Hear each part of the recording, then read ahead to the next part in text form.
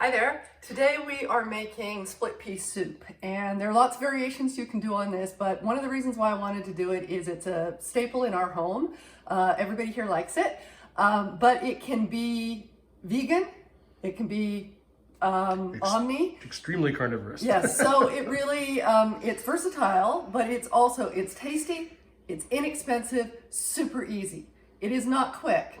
You're gonna need to take some time for this. This is gonna take about 3 hours of almost unattended time on the stove. Now, if you want to do it in the crock pot the night before, you could totally do that, or all day while you're doing stuff around the house. Or if you have an instant pot, you could also do that and it would be much quicker. But today we're doing old-fashioned on the stove, okay? So what you need is oil. You could do olive oil, you could do any veg oil that you like. Mirepoix, which is onions, carrots, celery. I wash the carrots, but I don't peel them. Rob always peels his. We're different that way. I grew up in a hippie household with a nutritionist mom. You do not peel the carrots. It's your show. You do it your way. And then what we got here is a pound of green split peas. And actually, this is, truth be told, a little shy of a pound. It's 400 grams instead of 450, because that's what we had around the house, and that's okay. There's no soup police who's going to come knocking on your door and say it had to be 450 grams. 454.3 to be precise, but just whatever. It's 400 grams. I have rinsed them and checked to make sure there are no little stones in here. If you've ever lived in parts of the world where these grow and are they are drying. If you've seen them dry out in the sun, you see that they're on a big tarp laid out, and sometimes goats and dogs and things are walking over them. So it's good to give them a rinse and make sure there are no little pebbles in there. We've got some garlic, which is optional, a bay leaf from our tree. Yours doesn't have to be from your tree. That can be just, if you're using though bay leaf that you got in a jar from, say, I'm not going to name the store, a grocery store, and it could have been sitting there for a year or two, maybe use 2 bay leaves, because ours are stronger. Now, because we're doing the omni version, we're using a ham hock. You can also use, if you had a couple of strips of bacon here, chop them up and put them in right at the beginning when you put in the onions. Because we're not using bacon, we're gonna hold off on this, and this does have a bone in it. But if you had leftover ham steak in the fridge, you could cube that and add that at the same time that we will be adding this. And water. You can use stock, but it's absolutely not necessary. And this is where I'm trying to convince you that you can make stuff with, water and split peas that cost almost nothing. Basic vegetables, also nothing. Really, really easy and inexpensive. So let's get started, okay? So we're gonna start by heating. Here we go again. There we go. I'm gonna put it on low to medium. And a glug of olive oil. A glug is somewhere around a tablespoon or 2. And I'm going to start by putting the onions in first.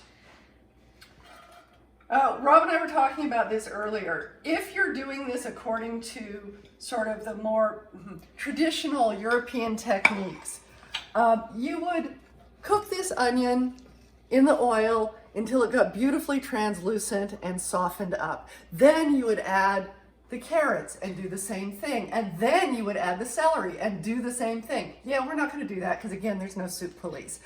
And I don't wanna take that time. But it does make a difference. It develops the sugars in a different way. It does.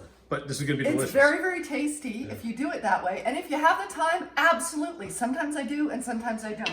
But my point is, if you don't have the time or you really just can't be bothered, that's okay, okay? You can go, Point's the word for you style. know what? I'm Mirepoix, let's put them all in. Oh, the heresy. Yeah, whatever. And also how fine you chop this is up to you as well. I've left a little bit of size here. This is not minced, it's chopped. But you absolutely can mince it, make it super fine if you like. I kind of like at the end in the soup that we have little bits of veg in there. Feeling like that needs to come up a little bit, and that I didn't put quite enough oil in. There we go. And that's just a judgment call. If it looks like the oil's not coating the veggies, then give it a little extra glug. How Jamie Oliver of you. Actually, I have a lot of respect for Jamie Oliver. I just don't want to be compared to him. Yeah, Thank you right. very much. And he uses way more gloves than I He do. does. He's a glugger. My gloves are a tablespoon. His gloves are like a quarter A cup. quart. So, yeah. All right, so we're gonna let that, I probably should have preheated even before we turned on the camera, but it didn't occur to me to do that because this doesn't take long. All we're trying to do is, as Rob said, get the sugars in the vegetables a little bit sort of, not caramelized, you're not browning here, but you're breaking stuff down a bit. Do you want to come back when that's sauteed off? Yeah, as they say? let's Okay. do that. Okay. So we're back and it's only been 4 minutes at sort of medium heat here. And I don't know if you can see this, but basically what's happened is the veggies went from their regular color to super bright. And then now they've turned the corner to start getting a little dull again, like the white of the onion is now going translucent and the orange of the carrot isn't as vibrantly orange as it was in that middle stage. So I feel like those have got softened and oops, and are where they are. The dog will get that. Oh, yes, right. Okay. Romeo the Wonder Dog. So then the next thing we're going to add is the bay leaf and some chopped garlic. Now the garlic's optional. It's really good without, but it's also, hey, It's garlic. it's for garlic, why not? And the reason you don't put garlic in at the beginning is because there's the potential to burn your garlic, and if your temperature's up to medium or high, and you really don't want to burn garlic because it ends up bitter and not yummy. And twisted. So then, I'm going to turn this down just a touch. As I put in those rinsed and picked over split peas, not quite a pound in my case. Give that a stir.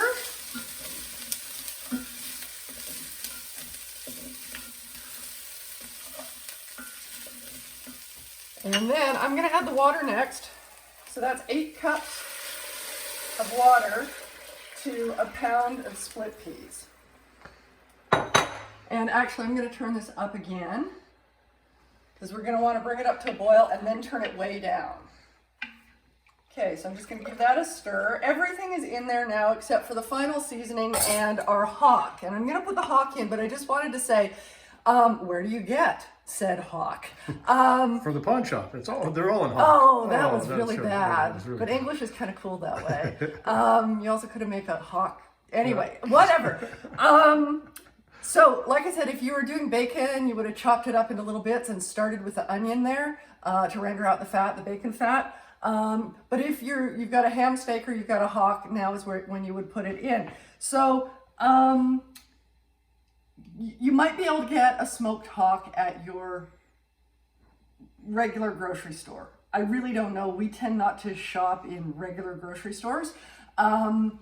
A butcher shop is likely to have it. A Polish deli is likely to have it. In our case, we actually bought the hocks unsmoked and then used a saw to cut them in half and smoked them ourselves. But I'm not expecting you to do that. Hardcore.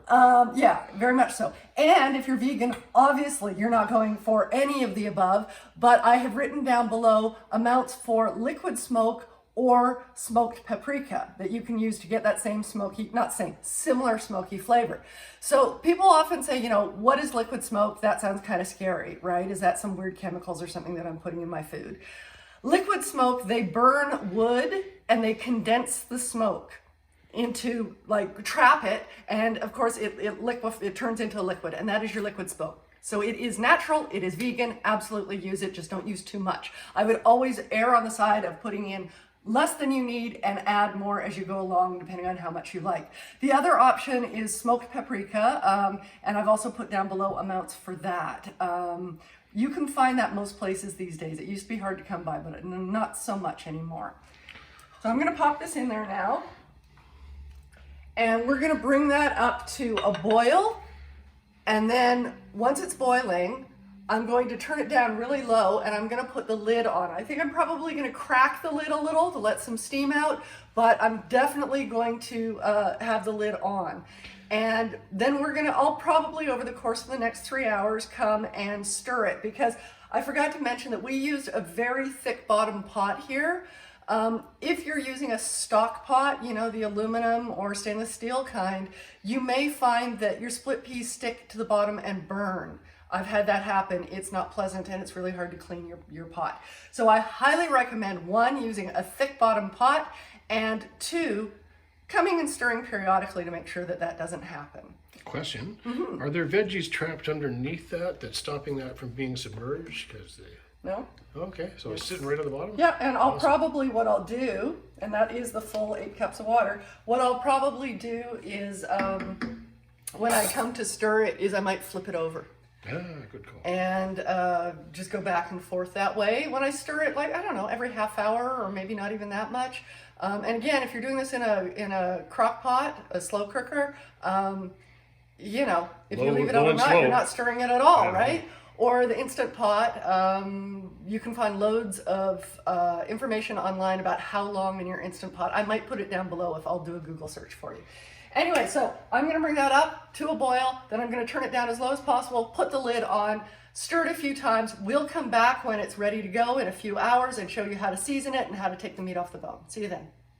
So we're back, and it's been about 3.5 hours, give or take. And what I did, that I did not show you on camera because I just wanted to get it done, was I lifted the ham hock out of the soup, put it onto a chopping board, and I used handy dandy spoon and a knife in tandem to scrape the meat off of the bone, trash the bone into the green bin, and took the meat and shredded it a little more finely, the way we like it. Took off any skin. Rob likes to leave the skin in there. I don't. It's your soup. I took off, it is my soup, and I took off any big chunks of fat. Also, our boys tend not to like getting a mouthful of that, so I put those off to the side and I put the meat back in. And let me show you what we've got here. You can see, oh, baby. It's a beautiful, nice soup. You can see chunks of meat in there. That's the pinky stuff, right? Yeah. And the vegetables, and the split peas have just cooked right down. Take out the bay leaf. Now, we're gonna have this for dinner tonight, but there's probably gonna be leftovers, because that's one of the reasons why we make this, because it makes great leftovers. Tomorrow what's gonna happen is this soup is going to be, it's gonna look like jelly. Doesn't always, sometimes it's a little runnier, but almost always it's close to solid the next day.